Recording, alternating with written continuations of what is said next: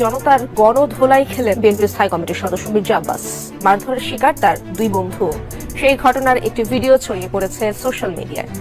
দর্শক, আপনারা দেখতে পাচ্ছেন যে পিনাকি ইলিয়াস সহ সাংবাদিকদের নিয়ে গালমন্দ করায় এই মুহূর্তে কিন্তু হামলার শিকার হয়েছে বিএনপি নেতা মির্জা আব্বাস। বিএনপির স্থায়ী কমিটির সদস্য ও প্রবীণ নেতা মির্জা আব্বাস সম্প্রতি একটি দলীয় অনুষ্ঠানে ইউটিউবার পিনাকি ভট্টাচার্য ও নির্বাসিত সাংবাদিক ইলিয়াস হোসেনকে দেওয়া বক্তব্যের কারণে সামাজিক যোগাযোগ মাধ্যমে তীব্র সমালোচনার মুখে পড়েছেন। সমর্থন করেছে পিনাকি, অর্থাৎ যারা যে ভাষা আমাকে বকা দিয়েছে পিনাকি সমর্থন করেছে।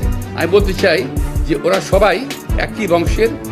পিনাকি ইলিয়াসের বিরুদ্ধে কথা বলায় জনগণের কঠিন ধোলাই খেলেন মির্জা আব্বাস।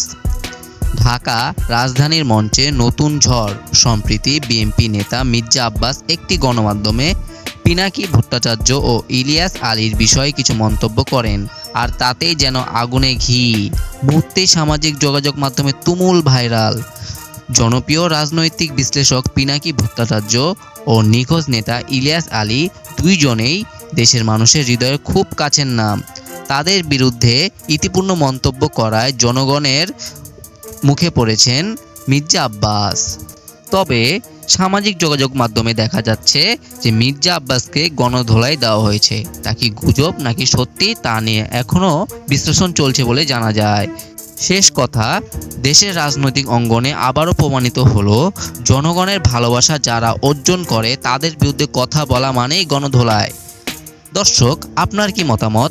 মির্জা আব্বাস কি ঠিক বলেছেন নাকি ঠিক করেছেন তা কি আপনি জানান? অবশ্যই কমেন্টে জানিয়ে দিন।